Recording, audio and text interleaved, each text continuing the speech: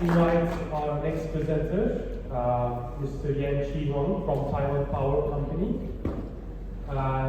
His talk will be entitled A Private-Public Partnership Practice for the Grid Resilience Enhancement, Taiwan's Ancillary Service Market.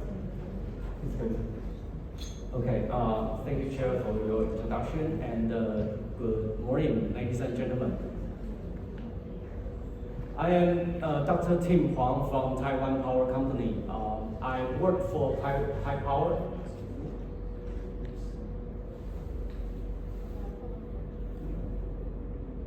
I work for Taiwan Power Company as a market measuring and monitoring subsection head. To be honest, I'm an economist. I'm not an engineer, and it is my pleasure today to be here and share with you the story of Taiwan's ancillary service market. Okay? Thank you.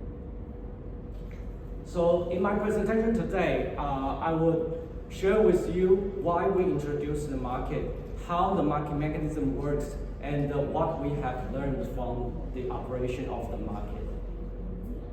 And let me quickly go through the introduction for the interest of time. So this is the power system map of Taiwan. It's a 58 gigawatt system operated by Taipower, supported by 18,000 kilometers of transmission line and 434,000 of the distribution line. And secondly, I want to mention is that because of the energy transition policy promoted since 2016, there is an increasing integration of renewable energy. You can see it from here. And this integration of renewable energy has led to a higher penetration of our system. And while this high penetration of renewable is crucial for decarbonization, it posed a serious challenge to our system because we all know that renewable energy is intermittent, uncertain, it's not easy to predict, so their output can fluctuate quite dramatically and rapidly, right? So for instance, in 2024, we observed a 6,404 megawatt drop in renewable output within a 3-hour interval. And this kind of the fluctuations are making it increasingly difficult to maintain the system's stability with those conventional thermal units, right? And worse than that, due to some social and political reasons, it is getting more and more difficult for a state-owned company, Taiwan Power Company, to manage this challenge on our own. Therefore, leveraging private distributed resources has emerged as one of the most effective solutions to address these challenges. And so we introduced the ancillary service market since 2021. Okay, so I would like to dedicate some more time to talk about the market mechanism. So let's start with this overview. So our ancillary service market stands as a day-ahead market, and we adopt a reverse zero-bid uniform price auction mechanism in the market. And Taipower, we are the operator and the only buyer in the market. So we are here. And we allow those resource owner or aggregator of generating unit, self-use generating unit, demand response or grid scale battery energy storage system to register as a qualified trader. And then we allow all qualified traders in the market to offer their service capacities and the prices to Taipower, to the market operator by 11 o'clock every day.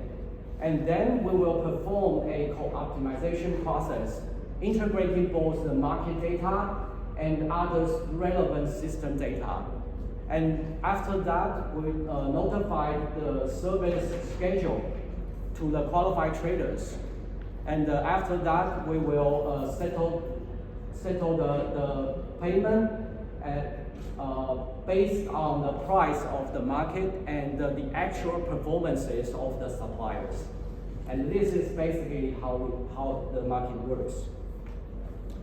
And here you will find a detailed specifications of the commodity we are trading in the market. So the regulation reserve, spinning reserve, and the supplemental reserve, they are all very typical, almost standard ancillary services in many energy markets in the world. So I would like to focus the ancillary service we invented, and that is the ED-REG. So ED-REG is the abbreviation of Energy Shifting with Dynamic Regulating Function Reserve. It provides frequency regulation, load shifting, as well as emergency discharging by battery. And also, we decide the quantity of demand in the market, considering the system requirement here, as well as the amount of resources already under Taiwan's control. So because we are a vertically integrated company, we have our own generators. And in particular, the demand for ED-REG is decided by a deep learning model which estimates the needs for energy shifting. So we forecast the needs for energy shifting for the next month, and we decide the quantity of demand for ED-REG.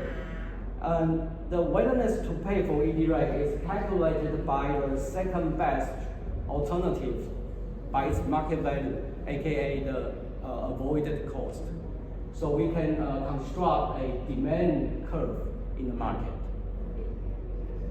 So with this basic understanding of the market mechanism, I would like to share some current development with you.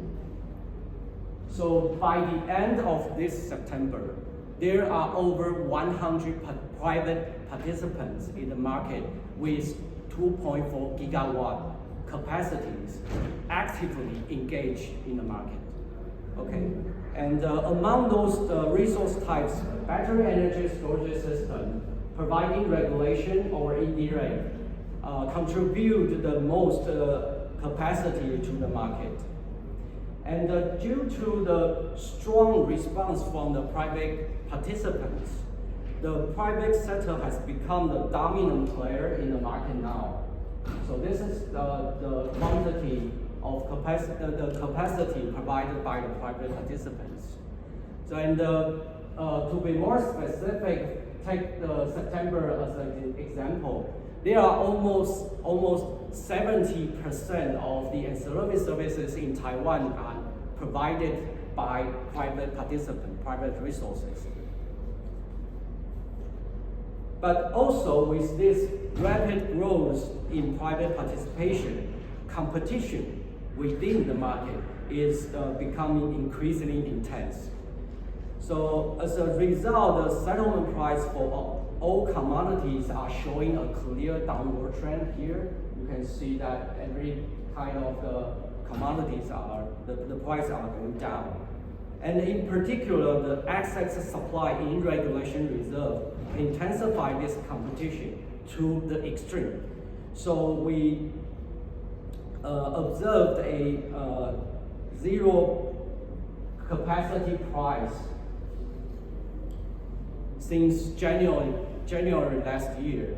So the regulation reserve providers are now earning merely an efficiency bonus here. So this is approximately $10 per megawatt per hour.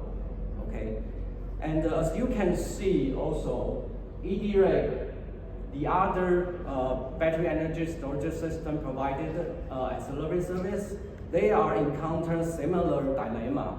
So we are engaging very closely to all the stakeholders, including government and those suppliers, we are finding a way to ensure not only the survival of these suppliers, but also the sustainability of the market. And we think this is quite important. And so now let's move to the last part of my presentation. And firstly, I want to showcase how the ancillary service market in Taiwan strengthened our system resilience by an example. So in the story goes like this. In the morning of April 3rd, 2024, there's a 7.2 earthquake struck Taiwan. Okay, the earthquake in this scale, of course, they triggered several generators to trip. So we lost 3.2 gigawatt power instantly. However, our regulation and the ED-REG resources responded automatically and instantly. So they prevented, together with other backup measures of Taipower, they prevented low frequency shading and widespread outage. And later in the day, during the night peak hours, while some of the tripped generators were still under safety check, we dispatched the supplemental reserve and provided 200 megawatt hour energy. So in summary, with this support of the ancillary service market, our system was able to operate as normal, even in a 7.2 earthquake event. So that will showcase how our ancillary service market helped the resilience. And also, I want to highlight some lessons we learned from the market by a SWOT framework. So we adopt an auction mechanism to procure ancillary services, and our internal assessment shows that the average cost of services from the market is way lower than that of Taipower's own conventional thermal units. Okay, and with our vast resources and experiences, we were able to conduct a pilot program and test the market mechanism before it was implemented. So we think this is very important. However, we do face some weaknesses. The first one is, as a state-owned company, our recruitment process, to be honest, often lacks the agility and the incentives needed to attract those specialized experts. So it's really hard for us to recruit those very skillful people. And additionally, with the growing needs of ancillary services, the needs has led to a significant increase in procurement costs on our book, and this will create long-term risk for our budget. And another key challenge is the conflicting interest within Taipower. So let me remind you that Taipower is a vertically integrated power utility. So the competition introduced by the ancillary service market may sometimes be a disadvantage from the perspective of the power generation departments. And for the interest of time, let me skip the other elements. Just quickly jump to the policy implication. And I want to save some more time to exchange views with you guys. So finally, I want to conclude that the day-ahead ancillary service market in Taiwan stands as an excellent example of the private-public partnership practice for enhancing grid resilience. I just showed you how we survived in the earthquake event. And we adopt a market mechanism, and it has been proved to be both flexible and efficient. We can decide our own demand by hourly, and we can acquire this ancillary service with a relatively low cost. So we firmly believe that the Taiwan story can serve as a reference, especially for other countries that are also navigating a net zero transition. So with that, I will conclude my presentation here, and I thank you very much for your attention, and I look forward to the discussion in Q&A session. Thank you. Thank you very much, Dr. Wang. We can take one very quick question to meet the schedule. Thank you from Malaysia. Just need to ask, currently Taiwan Power is a state-owned operator. The brief indicate that Taiwan is moving towards deregulation and unbundling or competitive market. Is it already finalized that they are moving into a deregulated market? Okay. And is Power exiting generation and distribution? Yes, we are still a vertically integrated market. Our government is discussing to open the current regulated wholesale energy market. Where would that be? I don't know. I'm from Taipower. We are not a policy maker. But I think the ancillary service market, it is in the wholesale side, right? So this is a great example to show that we are able to move forward.